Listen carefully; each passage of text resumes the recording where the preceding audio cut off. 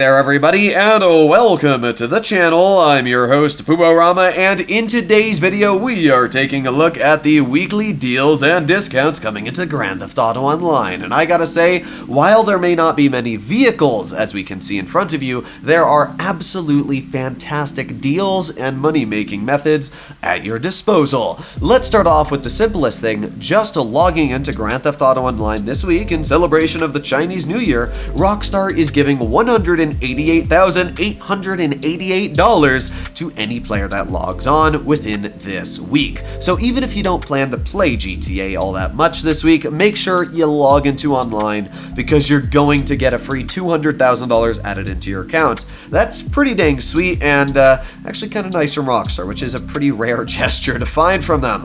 Not only can you get that $200,000, but a huge discount is on any office building. We can see that if we make our way to like the Arcadius Business Center, it's normally $2.25 million, but this week you can get it for $1.575 as it's 40% off. That is the same for the Maze Bank and as well the Lawn Bank. And if you already don't own the Maze Bank West, I would highly suggest you pick it up because this is by far one of the best locations and it's a pretty cheap building to begin with.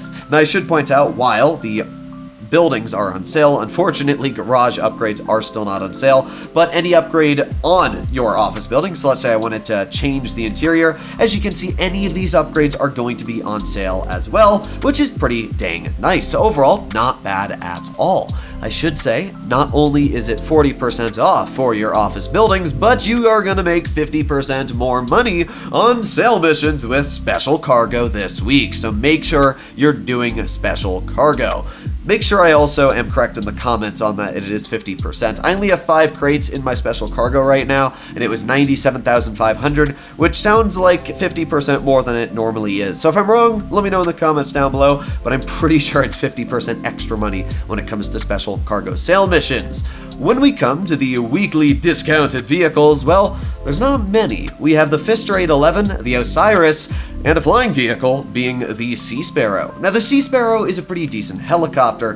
The problem is that, well, the Sparrow's just kind of better. The Sea Sparrow is normally $1.8 million, but you can get it for $1.27 million this week. The problem is, if you just go to services, Kosatka, you can just request your Sparrow. And there you go. My Sparrow is, well, kind of in a bad spawn location, but it's right there. I mean, it's so easy to call in your Sparrow and do that. To get a Sea Sparrow, you have to call it in through Pegasus or call it in through your interaction menu, depending on how you have it. So I'll have to go through my interaction menu, call in my Sea Sparrow, and then you're going to see how far away it spawns. Actually, it might spawn right here because I'm at the airstrip, but for the most part, it doesn't usually spawn next to you, and if you're, like somewhere in the middle of the city here, you're gonna have to drive all the way over to one of these few select areas to find your Sparrow.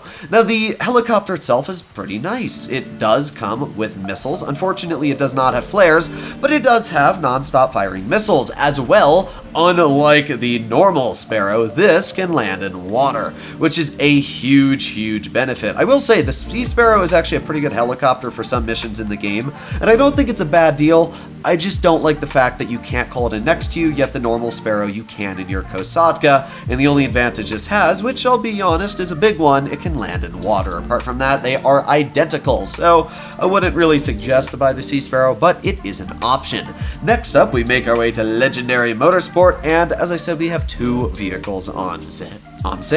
Sorry, my voice kind of gave out on me there. We have the Fister 811 on sale, which is actually quite a cheap supercar as it is, and I would highly suggest to pick it up. It's only 1.1 million base, and it's 800,000 this week, which is an absolutely amazing deal. The Osiris is normally 1.95 million. This week it's 1.3. I wouldn't say the Osiris is that amazing of a supercar anymore. It's not the fastest, it's not the best on handling. I do think it looks very nice. It's definitely got that Pagani look, but man, do I love myself the Fister 811. This is based off an extremely fast Porsche in real life, I think the 911, but not only that, I mean, this car in GTA is one of the fastest supercars in the game. Even compared to the HSW variants, this car still is incredibly fast at a top speed of 136 miles per hour. While it does not turn very well, it doesn't really matter when you've got so much acceleration. Plus, I think that this is one of the coolest looking cars in the game, and it's so cheap. I would highly suggest, if you don't own the Fister 811, to just pick it up. If you don't like it, let me know in the comments, but it's just such a fun car to drive. It looks great, and it is incredibly fast. The Osiris is honestly a pretty good vehicle as well. It's decently fast, upwards of 120 miles per hour, and it's got pretty decent handling. While it's one of the older cars added into the game of GTA, it still holds up on all the categories. The problem is that it's not cheap. Even on sale, $1.3 million is quite expensive, to be completely honest, and there's a lot of supercars in the game nowadays that you can get pretty close to that price tag that are just outright better. I mean, heck, you can buy a Pariah for only 100,000 more, and the Pariah is not only faster, but it also has better handling. So that's really the only problem with the Osiris. I wouldn't really do racing with it anymore, but if you like the look of it, which I really do, it's not that expensive for a supercar nowadays in GTA, and yeah, it's a pretty nice looking vehicle. So Osiris, I'd say, is a decent deal, but I wouldn't really suggest to pick it up unless you just think it looks cool and you want to add a car to your collection.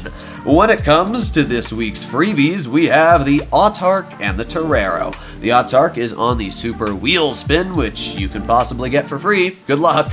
I think the car is great. In fact, the Autark is one of my favorite supercars in the game. It is still in the top 10 when it comes to handling. It looks amazing. It's just a really cool car. And then over here we have the Torero, which is obviously based off a Countach, one of my favorite cars ever. The Countach is an absolutely amazing looking vehicle. It's fast, it's got decent handling for the sports classics. It's nothing record-breaking, but it's decent. To get your hands on this vehicle this week, you have to participate in the LS Car Meet, finishing third place in a Street Series race 3 days in a row. Not too bad. I mean, it's not a super expensive car. It's only about $1 million to pick up normally, but it's still a pretty nice car. I think it looks amazing, and it's got the pop-up headlights, so how can you not like this vehicle? I would say, yeah, you know what, indulge in trying to earn this car if you like this type of style. Honestly, though, it's 3 days in a row, and you can make about $980,000 just doing one Cayo Perico heist easily. So, yeah, I'd just say, just do a heist and make enough money in one little 1 hour run to pick your hands up on this vehicle. It's a little easier than doing 3 consecutive races, and it probably takes about the same amount of time. So yeah, that's usually how I math out if it's worth it to do the street races or not. Depends on how much money the vehicle costs and how hard the challenge is. Alright, well now we break into the 2 final things of today's video. We have the Downtown Cabco, which that means, yes, you can actually and finally buy the taxi. We've known for a while that the taxi was coming into Grand Theft Auto. You can see right here, $487,000 to $650,000. You have to complete 10 fares in a row during taxi work to unlock the trade price. Cool, I guess, and the Brigade is $750,000 this week. So, the taxi, is there anything special about it? No. It's a little nostalgia, I guess, if you want to reminisce with your GTA 5 story mode days and make your way over to the Downtown Cabco, which is right here, or it's not right there, it's somewhere around here. I know the taxi service is right, oh, I'm stupid, it's right there. That's where it is. I knew it was somewhere around this block, but yes, you can drive your newly purchased taxi right over to the Cabco, and congratulations, now you can do some taxi work. Now, I don't think you have to purchase a taxi to do the work, but it's a lot easier, and it's still pretty cool, honestly, to own a taxi in GTA. It just reminds me of the old days when I'd call a taxi driver and see them drive off Mount Chiliad. It was kind of fun.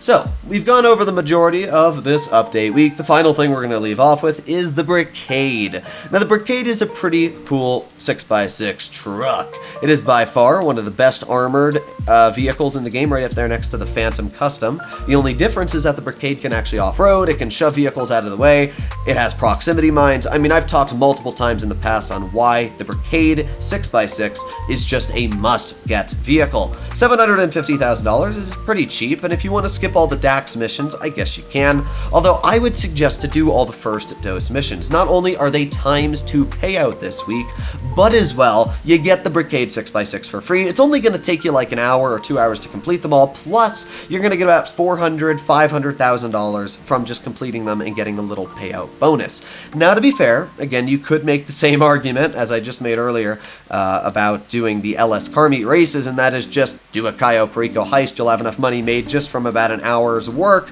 to completely purchase this vehicle and fully upgrade it, but you will still need to do Fooligan's missions. To do Fooligan's missions, it's pretty dang easy. You're going to go into your contacts list, you're going to call Dax, and then he's going to ask, "What's up, brother?" And you're going to tell him, "I want to request some work." And that's what Fooligan's missions are. So there you go, ladies and gentlemen. There's a lot of crazy things this week for Grand Theft Auto Online. I also think a new addition I'm going to be adding to the series is time trials. This week we have the Vinewood Bowl. We have a 2-minute and 58-second par time, and I'm going to be showcasing exactly how to complete this time trial with a motorcycle anybody can get their hands on, the Body 801. This is a $15,000 motorcycle, and if you can't afford this, then, well, you're about the cheapest person in Grand Theft Auto Online. If you like this series, make sure to let me know in the comments down below, because I'm not sure if I'm going to keep this or not, so if you want me to keep this in the series and you want me to showcase how to do future time trials as well every week, make sure to let me know. But we're just going to be making our way down the road here. I think the Body is definitely one of the best vehicles for just about anybody to use when completing time trials. There definitely are some better vehicles for some time trials. You know, road ones, it might be better for using obviously supercars like the LM87 with their ridiculously good grip.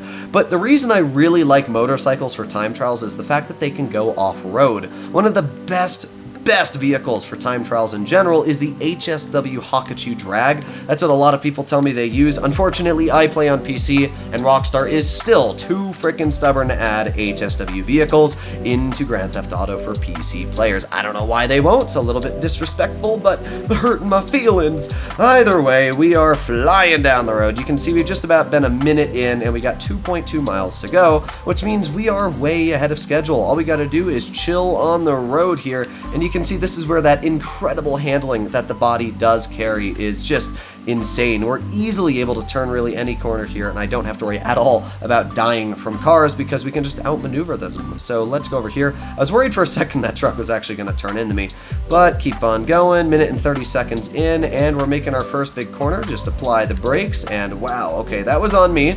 I definitely did not apply enough brakes there, but we're fine. We're still on the road, and I think we still should be able to complete this time trial. Okay, cut around here, keep on going. This is definitely where you want to have some sort of motorcycle, because off-roading in a car like this, unless it's a rally type car, is going to be very, very hard to do. In fact, it's still even hard to do on a motorcycle sometimes. You definitely gotta go a little bit slower. We're gonna cross this bridge here. I'm gonna slow down a lot. I don't think we need to worry too much about time constraints though. We're pretty good on time. We're at about 2 minutes so far and 0.8 miles to go. So yeah, we should be absolutely fine on time. We just gotta make our way over here, jump up on this, and oh yeah, look at that. Beautiful landing. I don't actually know how we did that, but I'll take it. I guess you want to kind of stick to the road, but I like taking shortcuts. Alright, so let's squeeze around this corner here. Pretty easy to do, and as you can see, all we have to do is make our way across the road, and we will be completed in this time trial. So let's just take a little bit of an off-road shortcut here. Pretty easy to do. We got about 20 seconds left, which is pretty easy, and all we got to do is play Frogger and not die trying to cross the road, which we almost did, but we're fine. As you can see, it's quite easy to complete time trials, even with me being a doofus, and, well, as you can see, not really completing everything the best way possible. We still managed to beat it first try with a part time of 2 minutes and 57 seconds. If you did it a little bit cleaner than me, didn't make as many mistakes, you can very easily do it, but it's good to show that you can make mistakes. So I would highly suggest just to pull out a fast motorcycle, do the time trial, and there you have it. I think the biggest bonus is definitely special cargo, and as well, getting your hands on that free $200,000 from this week. Honestly, there's not much else there. I mean, it's not a super exciting update week, but it gets the job done. The two supercars that are on sale are both very decent cars, and as I said, I think the Pfister 811 is a car that you must buy. It is just that nice of a vehicle, and yeah, when it comes to the rest, there's really not much. The last two update weeks have been pretty lame. I don't see any new vehicles coming into the game, so hopefully Rockstar does add some new vehicles into the update week for Grand Theft Auto Online, but I guess we're going to have to find out. Let me know in the comments down below what you guys are excited for, and to finish off the video, if you want to do the time trial, it's right there. I'll see you all in the next one. Bye-bye.